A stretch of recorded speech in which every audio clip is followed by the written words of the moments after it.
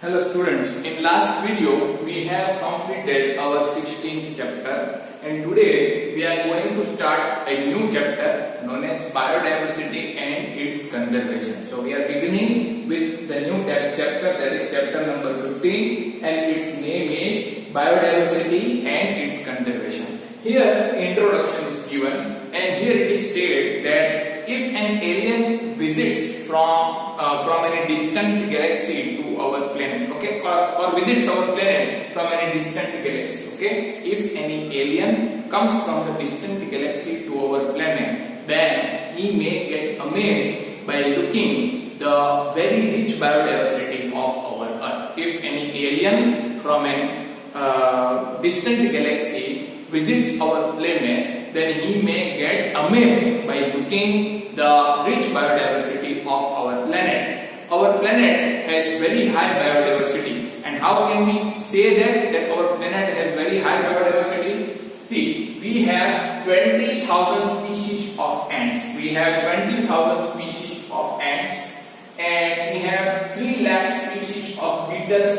We have 28,000 species of fishes, and we have nearly 20,000 species of orchids. So by looking these figures, or by reading these figures, we can say that our planet has very high biodiversity. Our planet has very high biodiversity. We can say this by reading this figure. And looking such a vast biodiversity, or looking such a rich biodiversity, any alien will get amazed. Okay? The term biodiversity is given by a sociobiologist. Term biodiversity is given by a sociobiologist known as Edward Wilson. Edward Wilson is a sociobiologist who has given the term biodiversity. Okay, the term biodiversity is given by a sociobiologist known as Edward Wilson.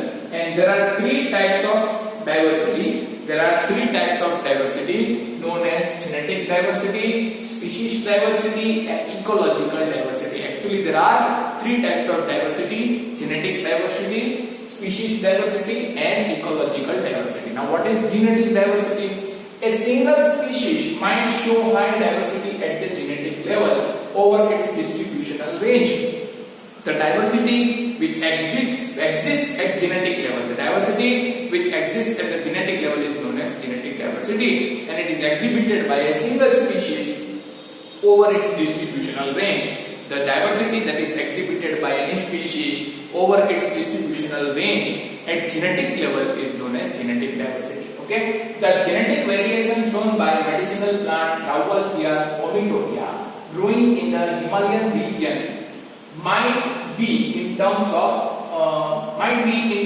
potency and concentration of its active chemical reserpine. There is a plant which is a medicinal plant and which grows in the Himalayan region known as Rauwolfia vomitoria. Rauwolfia vomitoria is a plant, medicinal plant, which grows in the Himalayan region, and this plant shows great genetic diversity. This plant shows great genetic diversity in terms of potency and concentration of its active chemical reserpine. Okay, reserpine is an active chemical produced by Rauwolfia serpentina plant, and in terms of the potency as well as its concentration, this plant shows great genetic diversity over its distributional range. Okay, so Rauwolfia serpentina is a medicinal plant growing in the Himalayan region, and this plant shows great diversity in its potency, and concentration of its active chemical reserpine. Okay, and that plant produces. It has more than 50,000 genetically different strains of rice.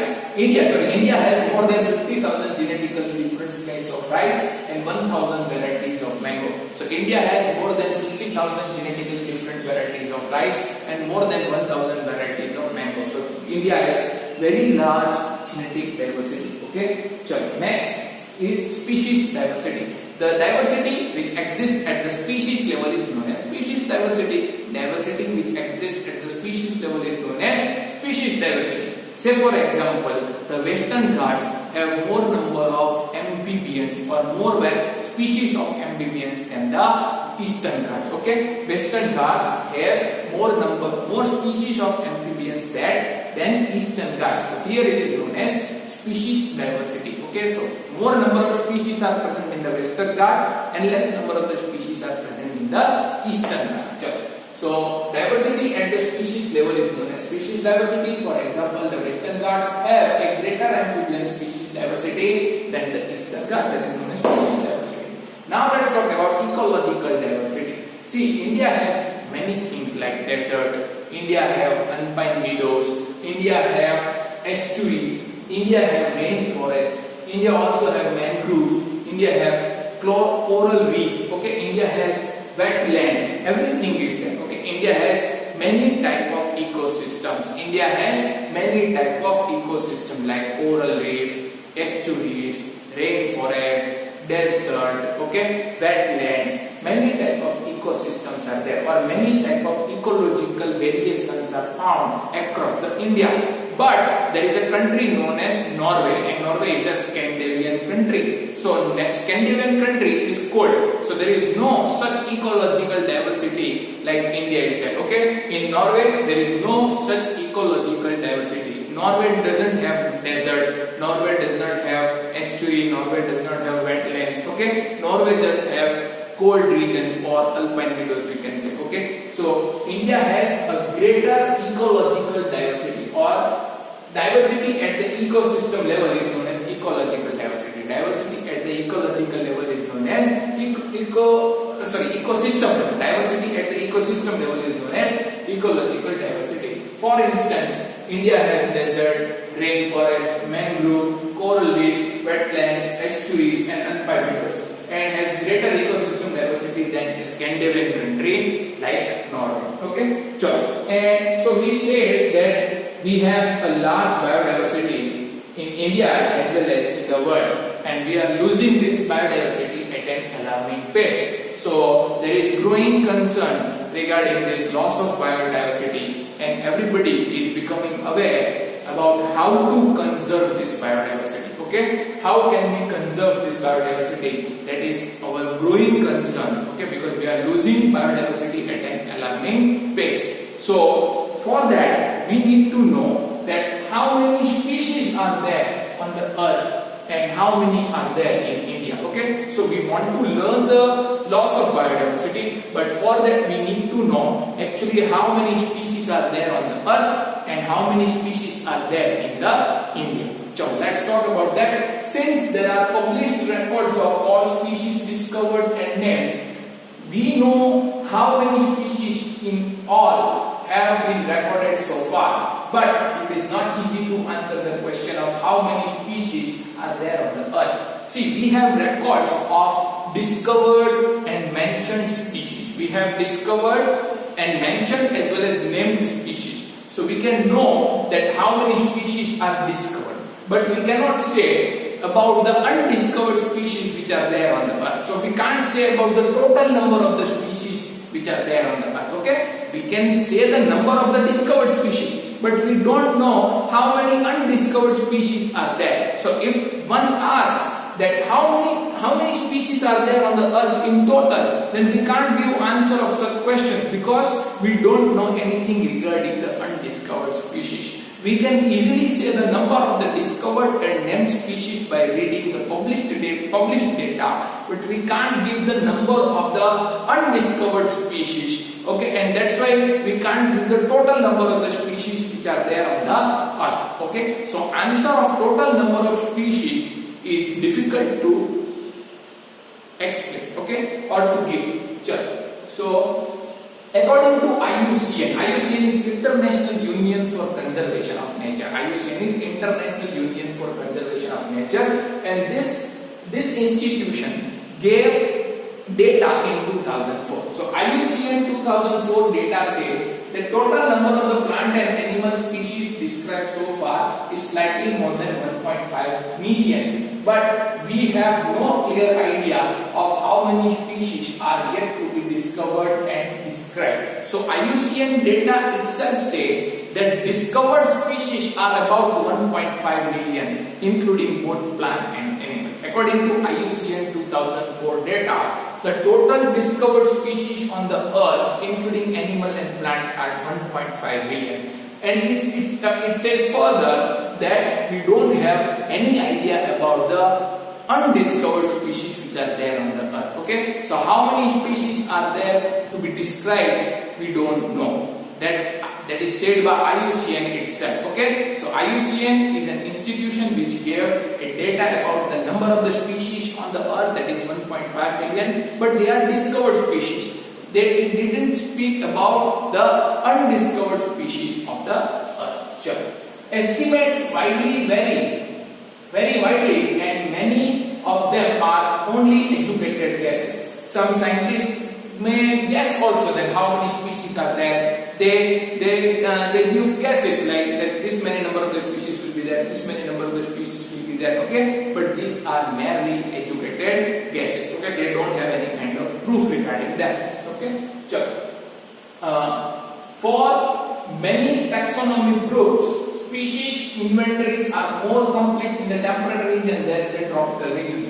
Most of the species are invented in the temperate region and very less species are invented in the tropical region. Why? Because if we want to invent any species in the tropical region, it is very difficult to describe and invent. Why? Because tropical forests are very difficult to go and very difficult to come out from. So it is very difficult to describe the species which are there in the tropical forest.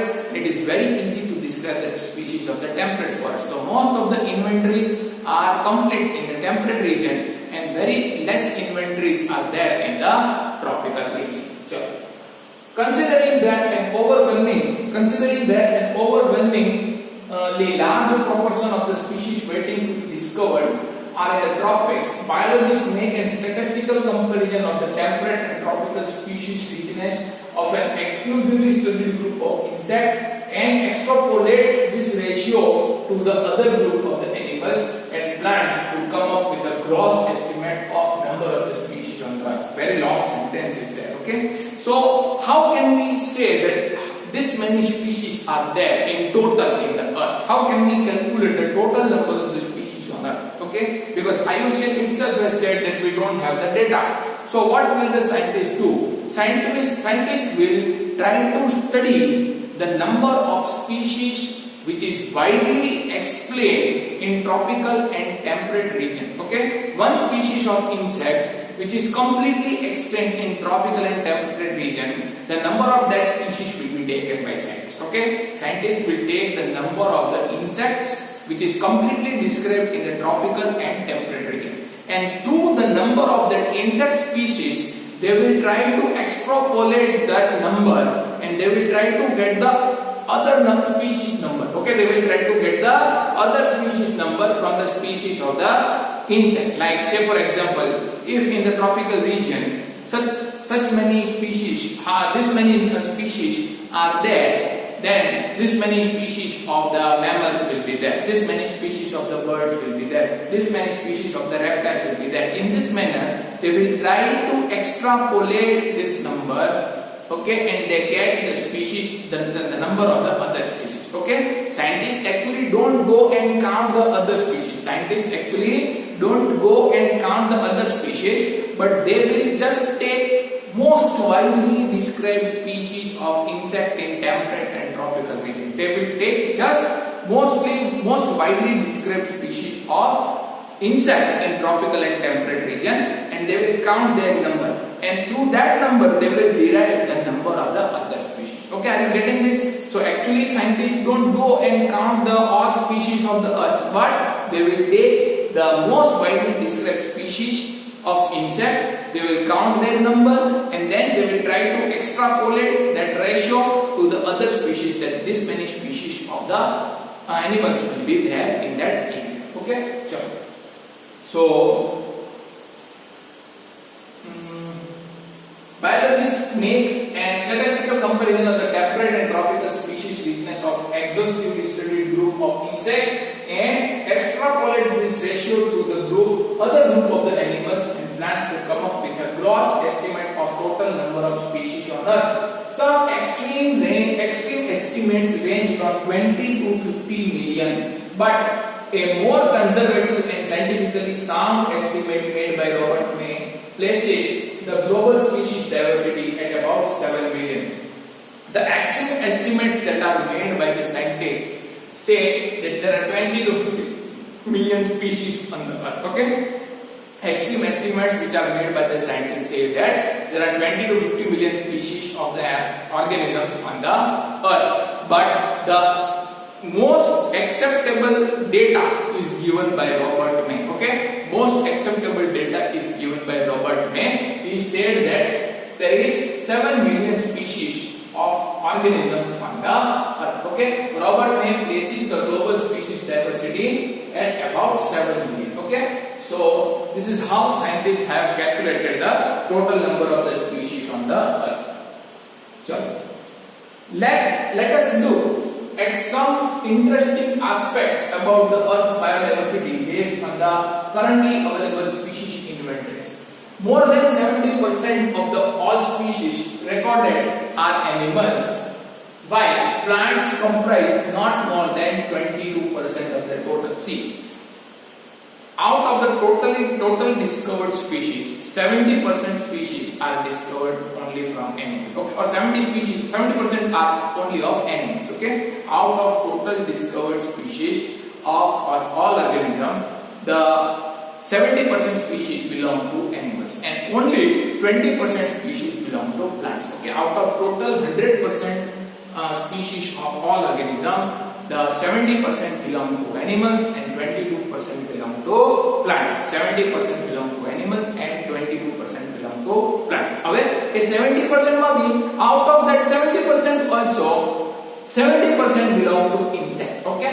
Out of the total described animals, or out of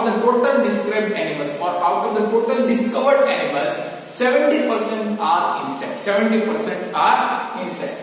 So among the animals, insects are most species-rich taxonomy group, making more than 70% of the total. That means out of every 10 animals on this planet, 7 are insects. Out of the every 10 animals on this planet, 7 are insects. Okay? So total 70% animals have been discovered and 22% of the plants have been discovered from total species. Total discovered species. Okay? From that, discovered animal 70% are insect. It means that out of 10 animals 7 are insect. So હવે figure જોઈ લેવાની છે. ચલો આ figure જોયો.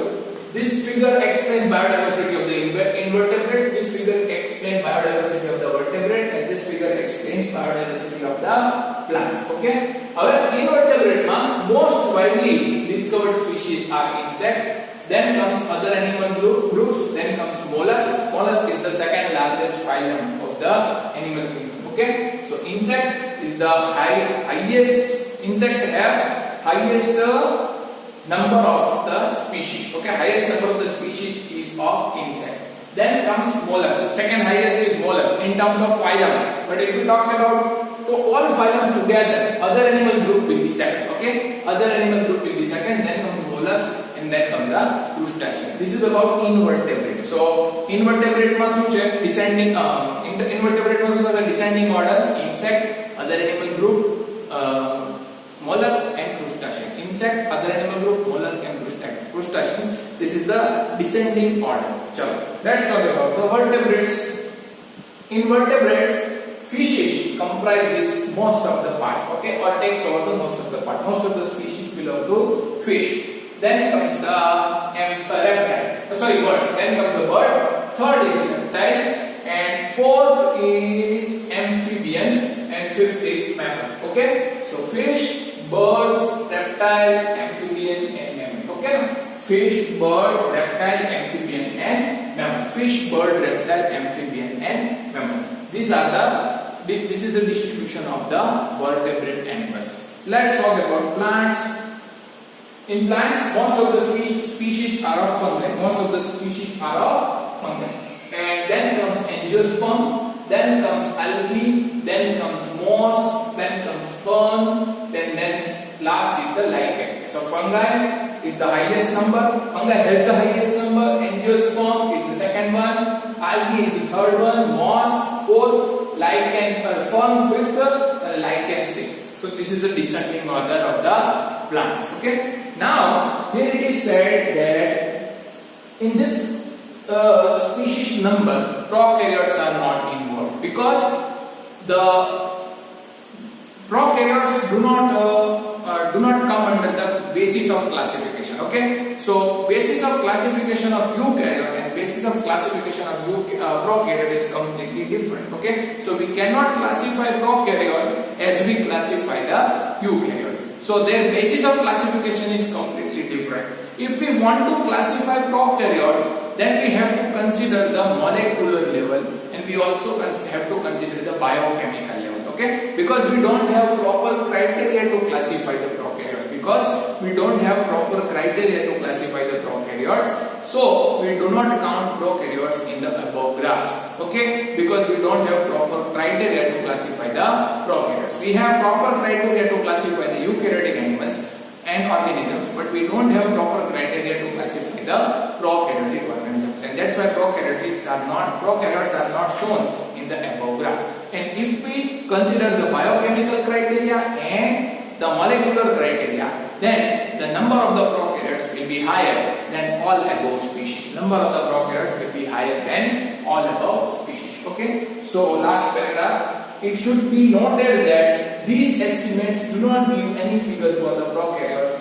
Biologists are not sure about how many prokaryote species there might be. The problem is that the conventional taxonomic methods are not suitable for identification. Conventional taxonomic methods are not suitable for identifying the microbial species, and many species are simply not culturable under the laboratory condition. Many species of prokaryotes are not easily culturable under the laboratory, and the conventional taxonomic method cannot be applied to the prokaryotes. Okay, we can easily apply the taxonomic methods on the eukaryotes, but we can't apply taxonomic methods on the prokaryotes. So conventional taxonomic methods are not suitable for identifying microbial species, and many species are simply not culturable under the laboratory conditions. If we accept the biochemical or molecular criteria for